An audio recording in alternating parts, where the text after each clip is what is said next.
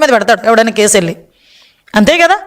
అలాంటిది ఈరోజు అంత పెద్ద దేవస్థానం కొన్ని వేల కోట్లు భక్తులు ఇచ్చిన సొమ్ముతో దేవదేవుని కొలుస్తున్నాము, దేవదేవుని సేవ చేసుకుంటున్నాము, ఆ ప్రసాదాలు తయారు చేస్తున్నాము.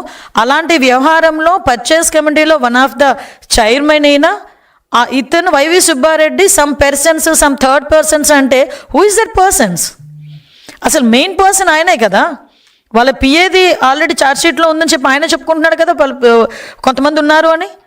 254 కోట్లు స్కామ్ జరిగిందని చెప్పి అందులో రిపోర్ట్లో ఉన్నది కదా. ఈ వీటన్నిటి గురించి మాట్లాడడం మానేసి జంతుకో గురించి ఎవడో సాక్షి రిపోర్టర్ ఎవడో అందులో లేదు అని రాస్తే అదే పెద్ద అథెంటికేషన్ రిపోర్ట్ లాగా, అదే పెద్ద కేంద్రీయ ల్యాబ్ లాగా వాళ్ళే తీసుకొచ్చేసుకొని లేదు లేదు లేదు లేదని ప్రొజెక్ట్ చేసేస్తే ప్రజలను పిచ్చోళ్ళ.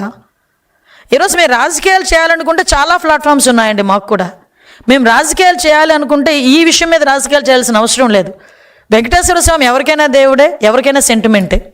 మేము తప్పుడు ప్రచారాలు చేయాల్సిన అవసరం లేదు, తప్పుడు ఆధారాలు సృష్టించాల్సిన అవసరం లేదు, తప్పుడు మాట్లాడాల్సిన అవసరం అంతకన్నా లేదు మాకు. ఈరోజు అలా మాట్లాడి ఈరోజు ఇలా పనులు చేసి 151 నుంచి 11 పడిపోయారు.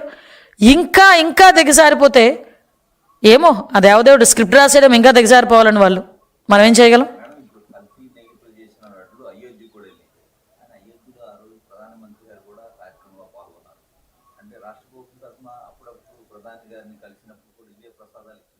అంతే కదండి. వెంకటేశ్వర స్వామి బొమ్మ తీసుకెళ్ళేవారు, మీకు గుర్తుందా? ప్రతిసారి ఒక షాలు వెంకటేశ్వర స్వామి బొమ్మ, దాంతోపాటు ప్రసాదము, ఇదే ప్రసాదం తీసుకెళ్లారు. ఆ రోజు 5 సంవత్సరాలు మీరు తిన్న ప్రసాదం, నేను తిన్న ప్రసాదం, ఆఖరికి ఎంత పెద్ద నాయకుడు పెద్ద పెద్ద వ్యాపారవేత్తలు ఎవరైనా తిన్న ప్రసాదం కూడా కల్తీ నెయ్యి ప్రసాదం కాదు, రసాయనాల ముద్ద ప్రసాదం తిన్నది. రసాయనాల ముద్దతో తయారు చేసిన ప్రసాదం తిన్నాం మనందరూ 5 సంవత్సరాలు అదే తిన్నాం.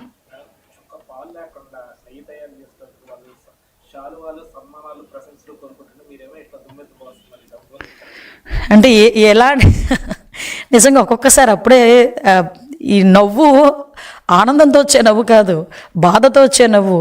అంటే ఎంత కాన్ఫిడెంట్గా మాట్లాడతాడండి అబద్ధాలు కూడా. నన్ను శాలువాలు కప్పడం పోయి, నాకు దండలు వేయడం పోయి, నన్ను తిట్టరా, రోడ్డు మీదకి వచ్చి మాట్లాడమనండి. ఇప్పుడు నేను మళ్ళీ అడుగుతున్నా, క్వశ్చన్స్ అడుగుతున్నా. నేను నీ దగ్గర ఏ రిపోర్ట్ ఆధారంగా అందులో కల్తీ జరగలేదని చూపించి ఒక్క రిపోర్ట్ చూపించమనండి. నేను 4 రిపోర్టులు చూపిస్తాను, నేను కల్తీ జరిగింది అని, జంతుకు ఉంది అని. ఒక్కడు చూపించమనండి లేదు అని చెప్పడానికి. ఎందుకు నోటి మాటతో? మళ్ళా తిరిగి దీన్ని డైవర్ట్ చేయటానికి వీళ్ళేమో పరామర్శలు అని చెప్పి ప్రదర్శనలు చేస్తున్నారు.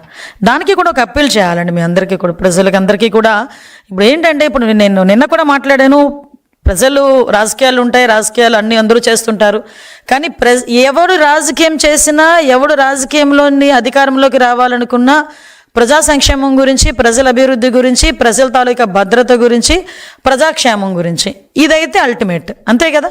కానీ ఈరోజు అదే ప్రజల్ని ఇబ్బంది పెడుతూ 20 కిలోమీటర్ల ప్రయాణానికి 7